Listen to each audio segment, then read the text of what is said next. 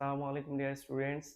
আজকে আমরা পরিমাণগত রসায়নের কুমিল্লা বোর্ড 2023-এ আসা একটা ইম্পর্টেন্ট কোশ্চেন নিয়ে আলোচনা করব।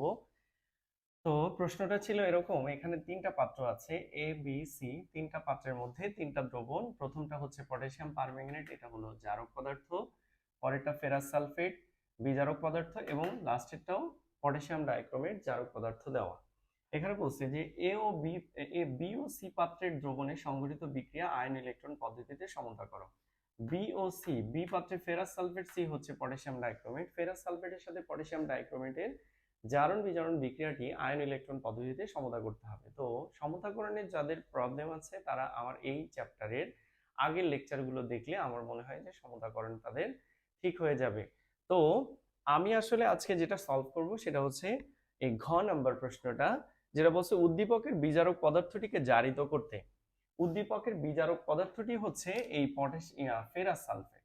এইটাকে জারিত করতে কত আয়তন এ পাত্রের দ্রবণ প্রয়োজন, অর্থাৎ এই পটাশিয়াম পারম্যাঙ্গানেট দ্রবণটা কত আয়তন প্রয়োজন এটা বের করতে হবে। তো আমরা এই ম্যাথটা সলভ করতে হলে প্রথমে ফেরাস সালফেটের সাথে পটাশিয়াম পারম্যাঙ্গানেটের বিক্রিয়াটা তোমাকে করতে হবে। তো আমরা ফার্স্টে বিক্রিয়াটা করি। ফেরাস সালফেট এটার সাথে KMnO4, পটাশিয়াম পারম্যাঙ্গানেটের বিক্রিয়া অবশ্যই H2SO4 এর উপস্থিতিতে। এখানে উৎপন্ন পদার্থগুলো হবে ফেরিক সালফেট, ম্যাঙ্গানাস সালফেট, পানি এবং শেষে পটাশিয়াম সালফেট। কিভাবে উৎপাদগুলো আসলো, যাদের এটা এখনো ক্লিয়ার না তারা অবশ্যই আমার জারণ বিজারণের প্রথম থেকে লেকচারগুলো দেখলে এই কিভাবে উৎপাদগুলো আসলো আমরা জেনে যাব। তো আমরা এবার ব্যালেন্স করব বিক্রিয়াটাকে, এক লাইনেই ব্যালেন্স করব বিক্রিয়াটাকে। তো আমরা বিক্রিয়াটাকে ব্যালেন্স করি। এখানে প্রথমে আমরা আয়রনের জারণ মানটা দেখব। এখানে আয়রনের জারণ মান +2 এবং উৎপাদের মধ্যে আয়রনের জারণ মান হলো +3। তাহলে +2 থেকে +3 হচ্ছে এখানে জারণ মান 1 বৃদ্ধি পাচ্ছে, অর্থাৎ একটা ইলেকট্রন এখানে ত্যাগ হচ্ছে। এবার আসি পটাশিয়াম পারম্যাঙ্গানেটের মধ্যে ম্যাঙ্গানাসের জারণ মান +7 এবং উৎপাদের মধ্যে ম্যাঙ্গানাস সালফেটের জারণ মান হচ্ছে ম্যাঙ্গানাসের +2। এইখান থেকে ম্যাঙ্গানাসের জারণ মানের পরিবর্তন হচ্ছে 5, অর্থাৎ সে 5টি ইলেকট্রন গ্রহণ করছে। তো আমার এই সমীকরণে ইলেকট্রন হলো 5টা আর এই সমীকরণে ইলেকট্রন হলো একটা। দুইটা সমীকরণে ইলেকট্রন সংখ্যা সমান করার জন্য আমাকে এই সমীকরণটাকে 5 দিয়ে গুণ করতে হবে। তার মানে এই সমীকরণটা যেখানে যেখানে কানেক্টেড আমরা সেখানে সেখানে 5 দিয়ে গুণ করব। তাহলে এখানে 5 দিব, এখানে 5 দিব।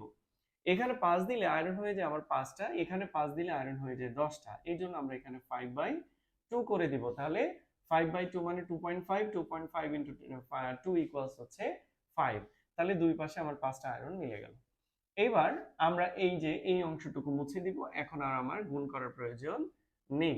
এখন কি করব, এবার আমরা দেখব যে এই জারক পদার্থের মধ্যে এই যে পটাশিয়াম পারম্যাঙ্গানেট জারক পদার্থের মধ্যে কতগুলো অক্সিজেন আছে, 4টা। যতগুলো অক্সিজেন থাকবে জারকের মধ্যে ততগুলো পানি লিখবো। তাহলে পানি লিখবো 4টা। 4টা পানিতে হাইড্রোজেন আছে 8টা। 8টা হাইড্রোজেন মানে আমার এখানে 4 মোল সালফিউরিক অ্যাসিড প্রস্তুত হবে। এইবার পটাশিয়াম আমার এখানে হচ্ছে একটা, আর এখানে উৎপাদের মধ্যে পটাশিয়াম হলো 2টা। তাহলে এখানে আমি হাফ করে দিব।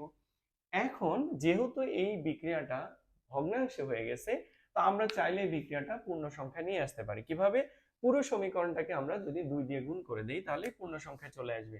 তাহলে এই পূর্ণ সমীকরণকে যদি 2 দিয়ে গুণ করি এটা 10 হবে, এটা 2 হবে, এটা 8 হবে, এটা 5 হবে, এখানে হবে 2, এখানে হবে 8, এখানে হবে 1। ব্যাস, আমার পুরো সমীকরণ পূর্ণ সংখ্যায় হয়ে গেল। এখন আমরা কি করব, এই যে ফেরাস সালফেট এইটাকে জারিত করতে এই পটাশিয়াম পারম্যাঙ্গানেটের কত আয়তন প্রয়োজন এটা আমাকে বের করতে হবে। তাহলে যেটা প্রয়োজন সেটাকে আমরা ডান দিকে বসাই এবং যেটা দিয়ে বের করব সেটা আমরা বাম দিকে বসাবো। তাহলে আমরা লিখলাম যে 10 মোল ফেরাস সালফেট ইকুইভ্যালেন্ট হলো 2 মোল পটাশিয়াম পারম্যাঙ্গানেট। মানে 10 মোল ফেরাস সালফেটকে জারিত করতে 2 মোল পটাশিয়াম পারম্যাঙ্গানেট প্রয়োজন। তাহলে এখন আমরা যদি বলি এটার 5 মোলকে জারিত করতে, ফেরাস সালফেটের 5 মোল জারিত করতে এটার কত মোল প্রয়োজন? 1 মোল প্রয়োজন। 1 মোল পটাশিয়াম পারম্যাঙ্গানেট প্রয়োজন। এটার 5 মোল জারিত করতে যদি এটার 1 মোল প্রয়োজন হয়, তাহলে এই ফেরাস সালফেটের 1 মোল জারিত করতে পটাশিয়াম পারম্যাঙ্গানেটের কত মোল প্রয়োজন? 1/5 মোল পটাশিয়াম পারম্যাঙ্গানেট প্রয়োজন। That means 0.2 mole potassium permanganate প্রয়োজন। এটা আমরা বের করলাম যে 1 মোল ফেরাস সালফেটকে জারিত করতে এখানে কত মোল পটাশিয়াম পারম্যাঙ্গানেট প্রয়োজন, সেটা হচ্ছে 0.2 মোল। আচ্ছা, আমাকে বলছে যে এখানে যে ফেরাস সালফেট আছে সেটার পরিমাণ দেওয়া নেই, আমি ধরে নিলাম এটা 1 মোল আছে, তাহলে এটার 1 মোল জারিত করতে পটাশিয়াম পারম্যাঙ্গানেটের কত আয়তন প্রয়োজন এটা ওরা আমাদের কাছে জানতে চেয়েছে। তাহলে আমরা আয়তন বের করব। এখন আমরা মোল সংখ্যা যেহেতু বের করছি, মোল সংখ্যা দিয়ে আয়তন বের করব। তাহলে আমরা একটা সূত্র বোধহয় মোল সংখ্যার জানি, আমরা জানি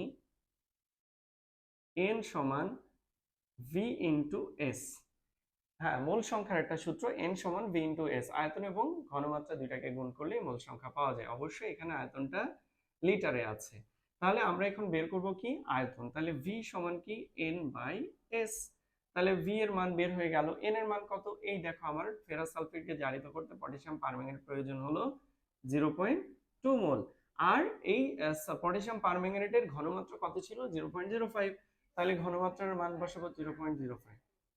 ওকে, তাহলে এখানে আমাদের মান আসবে 4 লিটার, অর্থাৎ 400 মিলিলিটার। এই হলো অ্যান্সার। এই যদি আয়তন বের করতে বলে, এটার পরিমাণ যদি না দেওয়া থাকে, তাহলে আমরা সরাসরি বিক্রিয়া সমতা করে দেখব যে ফেরাস সালফেটে 1 মোলকে জারিত করতে পটাশিয়াম পারম্যাঙ্গানেটে কত মোল প্রয়োজন। সেই মোল সংখ্যাটাকে পরে আমরা আয়তনে কনভার্ট করব। এভাবে আমরা এই ম্যাথগুলো সলভ করব। তো এরপরে আমরা আরেকটা গুরুত্বপূর্ণ ম্যাথ নিয়ে আলোচনা করব, যেটা সিলেট বোর্ড 2023-এ আসছে।